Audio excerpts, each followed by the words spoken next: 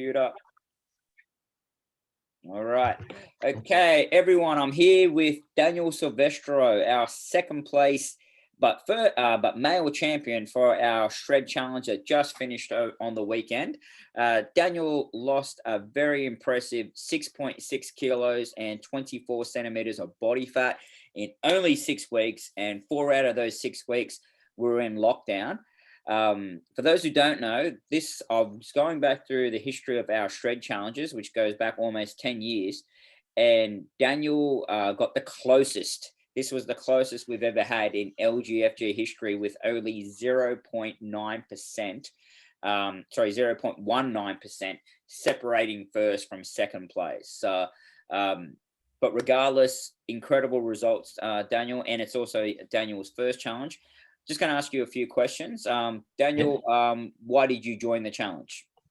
Look, I mean, I kind of needed to get back on track, right? I had some, when I first joined, you guys looking good. My weight loss went down and my training was right up there, still pre-COVID days. And then I've been traveling a lot the first half of this year, actually. So I kind of put on a lot more weight with the traveling, not eating right, not in good habits. So I just wanted to really get back on track and kind of, lose those few kilos was my goal. I think at the start, not the 6 that I ended up losing, which was great, but just lose a few and just get those healthy habits back.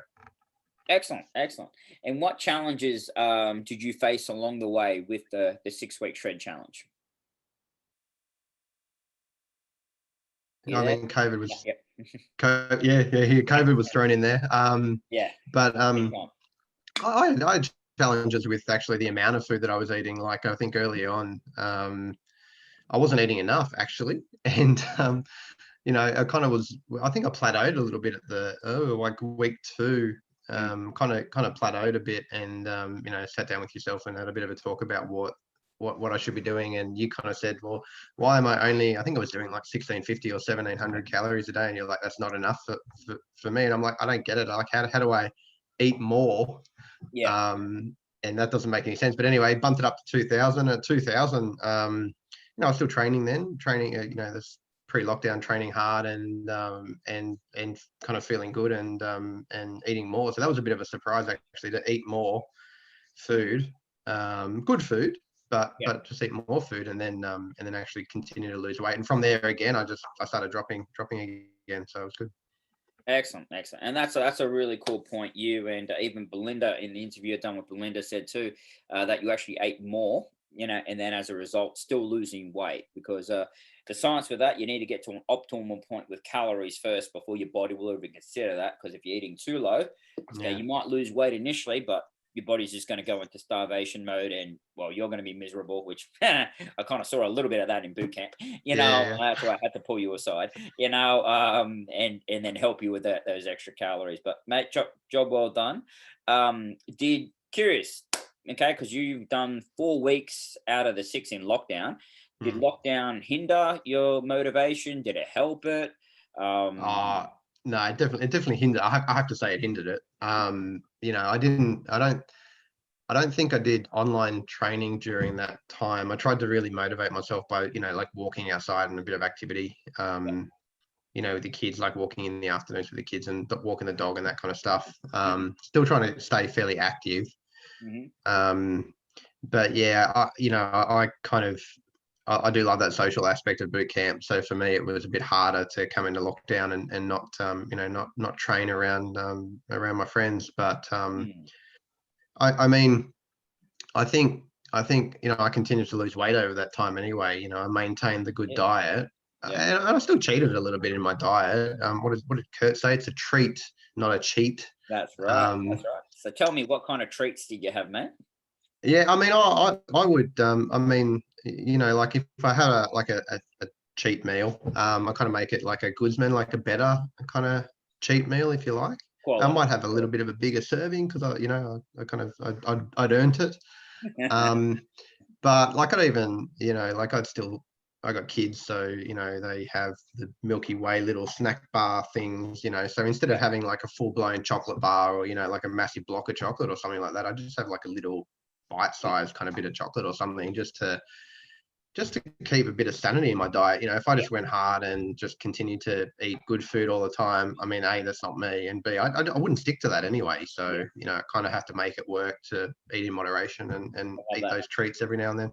I love that. Yeah. And that's when you have a little treat that, again, like it's not a chocolate block, it's a Milky Way.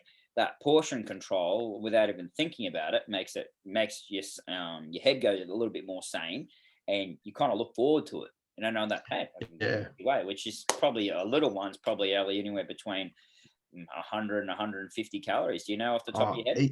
Even less. They're like 60 to 80 calories. They're nothing for a little, you know, a little bit like that. So yeah, like same thing. You know, if you got 150 at the end of the day or something, and you go, oh, I just want a cup of coffee and a little treat to top the night off, and yeah, it's all good. That's good, mate. Very good. Very good. I was going to say, next point is what you did. Did you do anything specific with your food? I know you mentioned then you went from 1,600 to 2,000 calories, but were there any other little things that you done consistently with your food to help you get yourself organized to lose the weight? Yeah, I'm not much of a meal prepper. So for me, you know, I was into those kind of pre-prepped meals. So the My Muscle Chef meals for me was like you know, like I had something there, and I didn't always use them, but I just had them there because they're a better portion kind of controlled meal. You know, they're about that 400, 500 cal mark. So I had them there ready to avoid me going where I'd normally go out and get a Macca's burger or something like that, right? I don't need to do that because I've got a good meal in the fridge. Yeah. So that, and then I kind of swapped in week 3. I swapped from having my largest meal of the day being dinner to actually making my largest meal being lunch. Very good. Very good. Yeah, and that made a difference as well. I noticed that I wasn't hungry leading up to dinner, so I didn't need to have a massive dinner because I was eating more food throughout the day. So that was handy as well. That little trick. No, that's good. That's actually really good. And I try to emphasize with clients, you know, so have your biggest carb dose at lunch. You know, have it there. Have your biggest meal then, you know, as well, because we should ideally, in a perfect world, embrace that old school philosophy, which none of us do, myself included, in terms of breakfast for a king, lunch for a queen, dinner for a pauper. But still, you know, if you can at least make the middle of the meal, middle of the day, that lunch, that bigger portion, then like you said, you don't feel like you're starving. You need something massive. So no, that's cool. You got that out of the challenge. That's awesome. Yeah, it being winter time as well, you know, your little tip that came up about those cup of soups. You know, about 3 o'clock, I'd hit up a 100-calorie cup of soup, and that'd just get you through that kind of day as well. Boy, I went mental buying cup of soups. I think they're on special at Coles or Woolies or something for $1 a box. I was like, yeah, buy them all. I love it. Yeah, they're great. They're great. Yeah, they're cheap. It's like $1 for a pack, so why not? Yeah, 50 cents a serve or something. Yeah, it's great. Exactly. Sorry, remind me, Daniel, what was the company that you used? Was it YouFoods or Muscle Chef? What did you use? Yeah, My Muscle Chef mainly. Okay, My Muscle Chef. Okay, cool. Yeah. That's good for everyone. So they've got a pretty good range. I buy them at the IGA locally. You can get them at IGA, My Muscle Chef.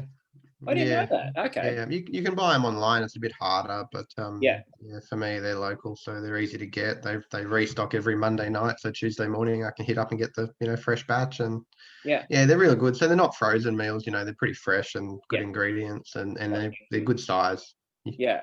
Oh, okay, cool. All right, IGA, good to know. I had no idea that they stock Muscle Chef. I thought I was gonna have to order that one online. You know, okay. Even easier then potentially. All right. And exercise wise, what did you do on a regular basis, you know, outside of, you know, the classes? Because I know we've been in lockdown now for 4 weeks, going on 5 and God knows how long. But what did you do on a regular basis, like with your activity? For me, it was just the walking. I mean, I've been fairly active around the house through the day, like on the weekends, kind of constant. I'm doing almost 10,000 steps just running around the house. It's crazy. But then just walking, you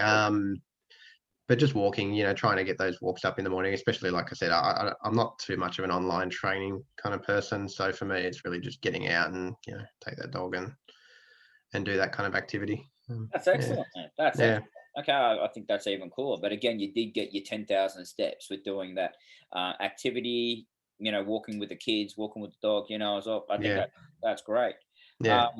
And last part, well, what kind of surprises did you get out of the challenge? Like you did mention one about, you're eating 1,600 calories, and I told you to up it, Yeah. and then you lost weight, which probably thinks that's a bit counterintuitive. How is that working out there? Any other experiences like that at all, Daniel? Look, no, I mean, that's probably the main one that kind of was a bit of a surprise. I guess also the surprise that, even through the lockdown, like if you're eating the right foods and you're kind of having them in moderation, and I haven't been training hard the last kind of 4 weeks. The first few weeks was like, I was like 3 or 4 classes a week, training quite heavily. But yeah, I think if you moderate a bit as well and still treat yourself every now and then, that you can still lose weight if you're keeping those steps up and keeping a little bit active, casually active, half hour a day, 45 minutes a day of a bit of workout. And yeah, that's it's still got there. Yeah, definitely. But that's the thing. That's the power of you being a bit more mindful of your food over your exercise. But Yeah. again, it sounds like you're pretty active if you're getting roughly around 10,000 steps a day. Yeah. Which is good. Excellent. All right. Well, cool. Well, thank you, Daniel. As well, really appreciate your time there, mate. That's okay. Anytime. Sure, there's a few nuggets of gold that we can all pick out from that one. One for me, definitely going to hit up IGA and look up Muscle Chef. Yeah. I've seen your foods that you posted, and that looks really good. But one big thing that I really love with you today that I want to let everyone else know, that if you go too low with your calories, like Daniel experienced, to be losing nothing, still doing 4 or 5 hardcore boot camp sessions and getting nothing. But then upping your food, not doing as much and intense exercise. Not saying don't go to boot camp, as well, but that just shows the power of your nutrition over your exercise when it comes to weight loss. So that was cool, especially coming from you, Daniel. Awesome. Again, mate, job well done. You are our male champion, as well for the challenge. Thank you. And again, closest battle in LGFG history, champions. Regardless, still male champion. Job well done. And thank you for your time, mate. No worries. Have a good one. You too, mate. You too. I'll just